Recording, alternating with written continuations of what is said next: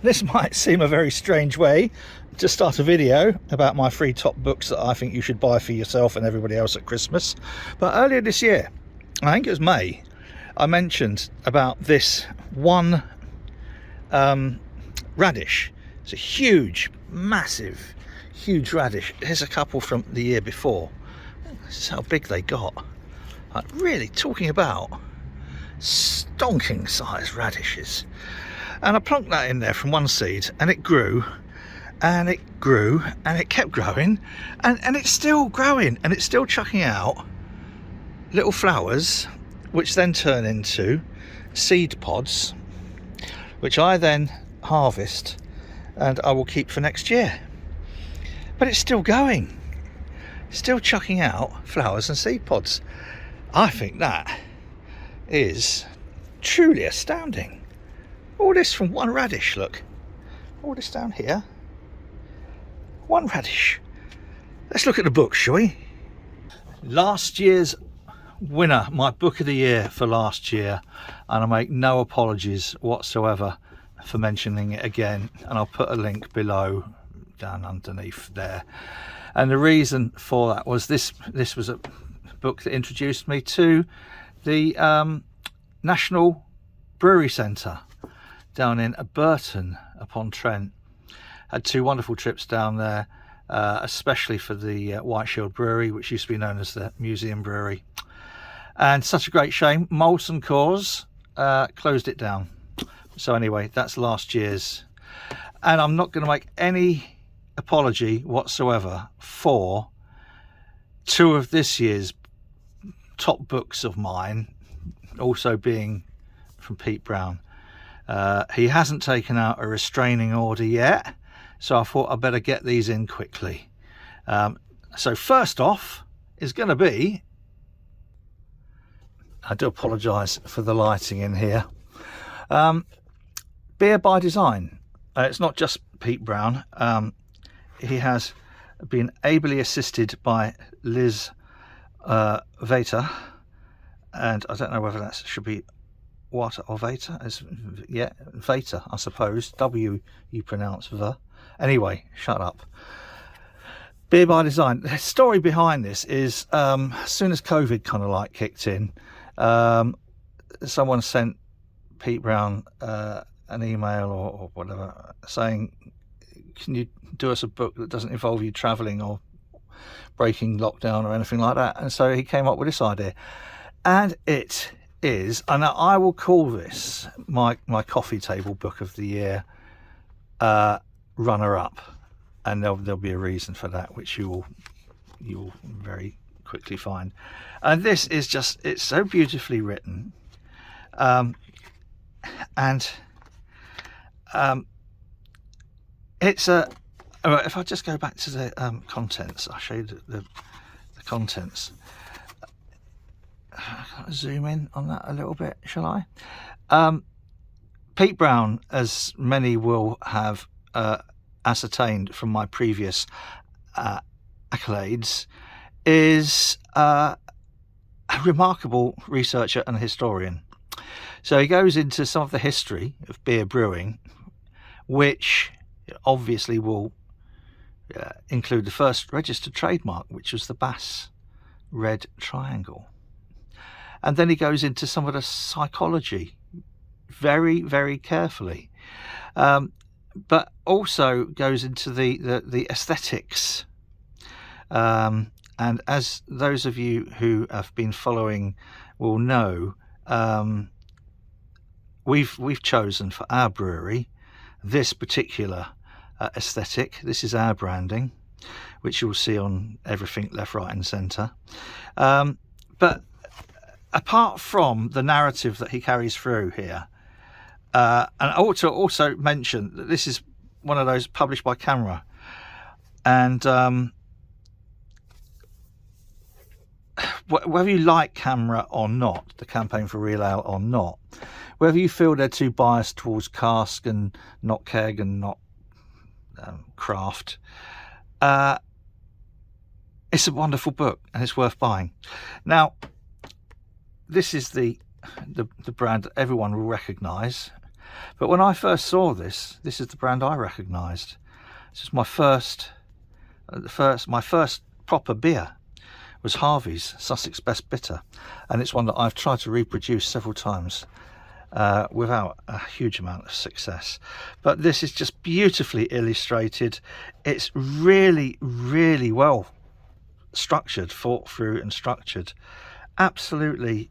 And there you go, for those who might remember, Chris and Richard and a few others and I had a go at doing their IPA. But it's just, it's such a beautiful book, and I'd advise you to buy two. one to kick around on a coffee table and get all scrunched up, and then one to keep in your bookcase. But it's just lovely. It is everything that a designer would want, a beerhead would want, a historian or a psychologist. It's everything. Absolutely beautiful book. Link in the description below. There you go.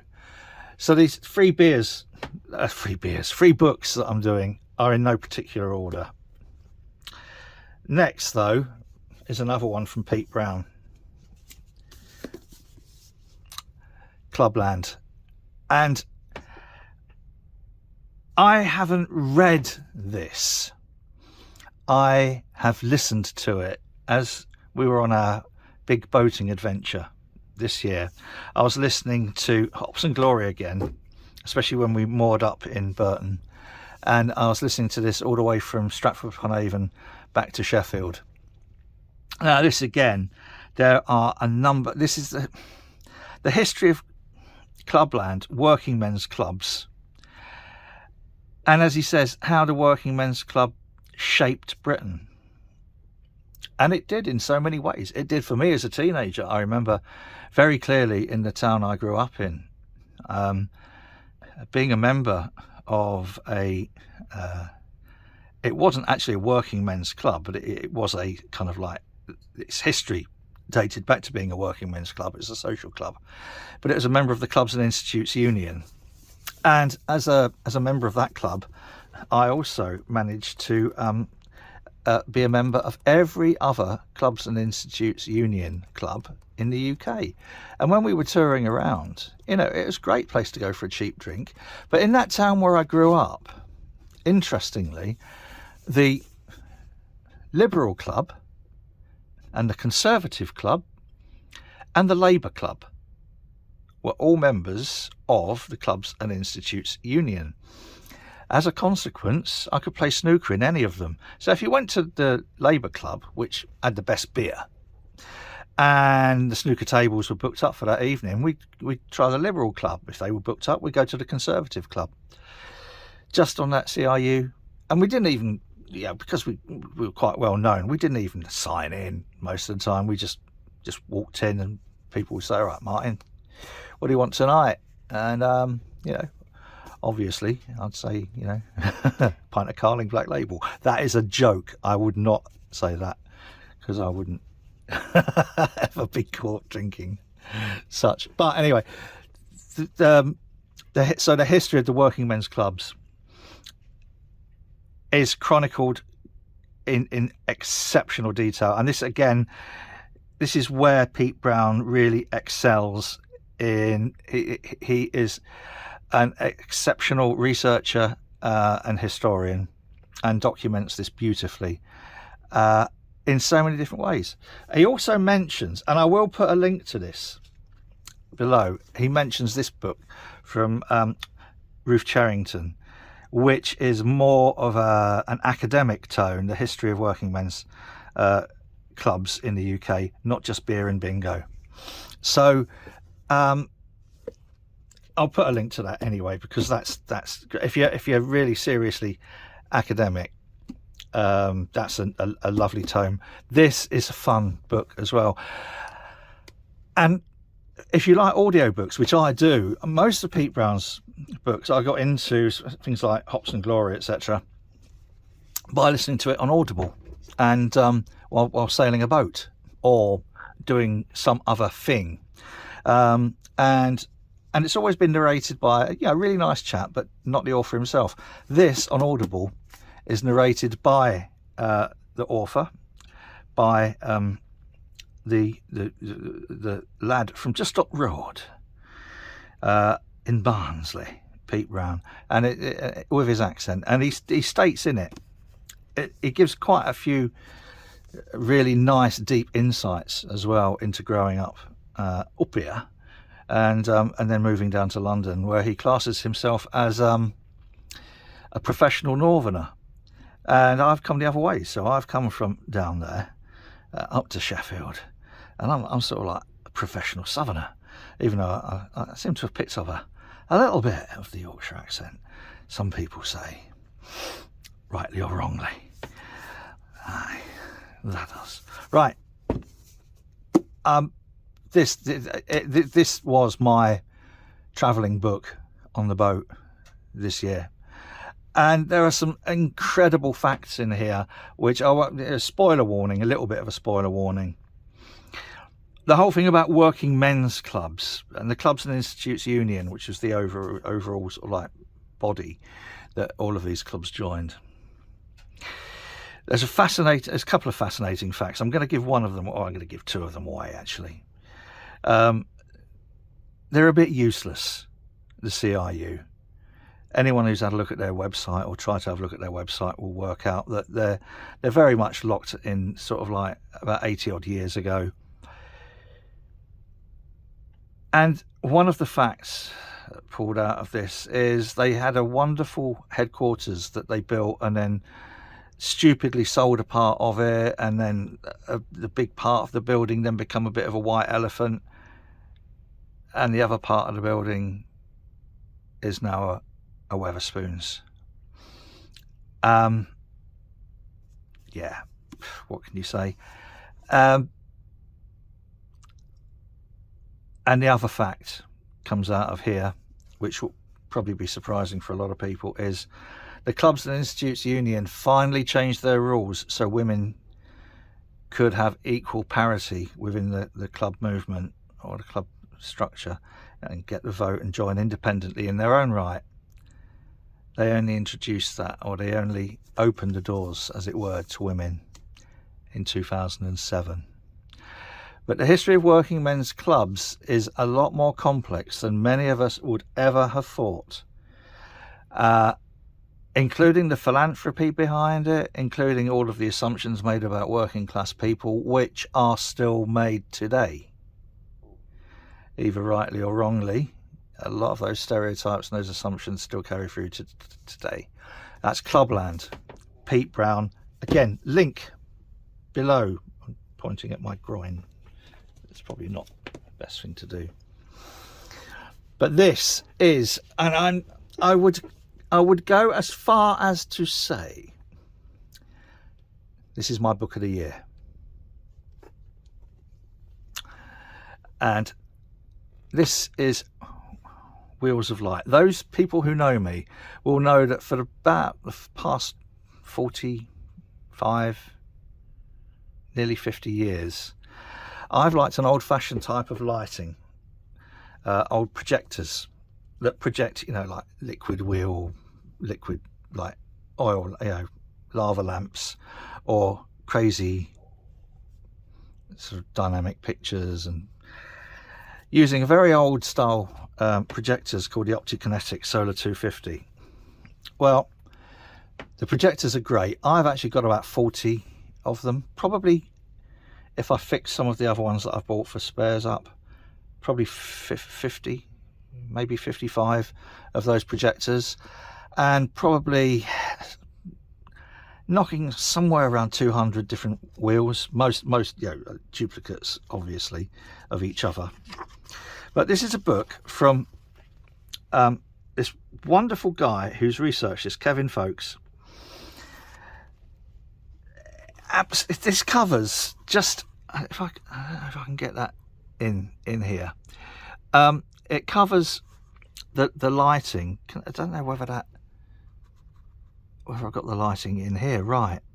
The type of lighting, so liquid wheels and cassettes, which are little 3-inch things, and then some of the the producers of those. So Orion Lighting, which is a smashing guy, still around, Larry, and I've just bought some of his recent stuff. And hi Larry, if you ever watch this video.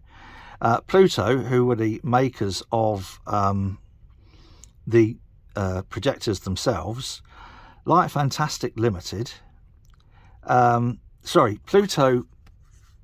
I need to back up on myself. Pluto made the little red projectors, which was the first projector I ever bought, but they also made a number of different wheels and cassettes, which I've got quite a lot of. So that was the original projector. My original projector was a Pluto, and then I've also got about 10 of those. Light Fantastic Limited, LFL, made some absolutely stunning cassettes, and I think they made some wheels. Can't remember. I need to go through this again. Optikinetics, who made the original Solar 250, and this is a chronological history of that particular form of analog lighting. But here's the thing about this book. I don't know if I can do. I'm being very, very, very careful with this book, because. Hang on, where are we going? It's signed by the author and by some of the creators of these absolutely beautiful effects. And as a coffee table book, you will have seen these effects. If you've ever been to clubs, pubs, discos, over the last 40 odd years, you will have seen some of these effects. I guarantee you will have seen some of these effects. So again, and this is just the most beautifully illustrated with these original artwork discs. Absolutely stunning. This is more than a coffee table book. This is the history of what I consider to be the most amazing lighting effect ever. Far, far superior to any of the video, laser, whatever LED lighting we have now. The only problem with this book, and I'll be completely honest, is that it reminds me of all the wheels that I used to have and sold at one point, and I'm now desperately trying to get them all back again. Such is that. But what else can I say about this? This is the book of the year for me, because this encapsulates sort of my life in the world of sound and lighting. Before I got involved being an IT consultant and doing all my stuff with the NHS and all of that, my true love was that of these types of lighting. I didn't know until probably about this time last year that anyone was still interested in the Optikinetic Solar 250 projectors. I didn't know until I went to collect some apples, pick some apples from someone's garden. Yaz and Flo, Flora World. Hi Yaz and Flo, if you end up watching this. And he said, "Oh yeah, you got a club?" I said, "Yeah." So it's not much of a, it's not really a big nightclub. It's a bit old school, really. I've got some of these old sort of like projectors called Solar 250s, and he's a collector. Matches me, I think. In fact, he's got some better wheels than I have. The only omission from this book, by the way, for me, is there's two artists, Roderick Wilson. But also Daniel, who his wheels are sold as bubble wrap. So I expect to see Daniel. I've got some of Daniel's work. They are truly, truly stunning. as are Roderick Wilson's. And Roderick Wilson is the guy who's upgraded a couple of my projectors to high power LED. But I didn't realise that anyone was even remotely interested in optokinetics, in this type of lighting. Not just optokinetics, but this type of lighting, until this time last year. It's incredible, I know. And then, of course, you know, it's going down the rabbit hole, because Flo said, oh, there's a Facebook group, a couple of Facebook groups, and there's this and that and the other, and you need to get some of these from Daniel, and you need to go and talk to Roderick Wilson about getting that. And, you know, several £1,000s later. So that is my book of the year. I'll put a link below for all of these. And you don't have to be a geeky, lighty, sort of whatever. This gives a valuable glimpse into the history of lighting, which has shaped all of us, whether we know it or not. Whether you've been to a disco and you've seen sort of like, you know, the liquid wheel up against the wall, whether you have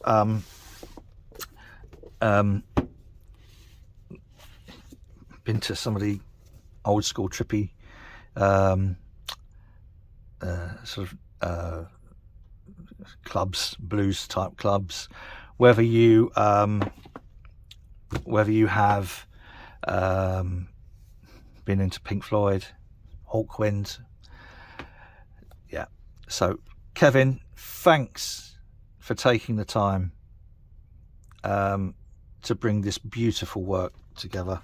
Everybody else, that's my, what is, yeah, all right, my books of the year, which I commend to you, and hopefully I'll get this out before Pete Brown takes out the restraining order against this professional southerner.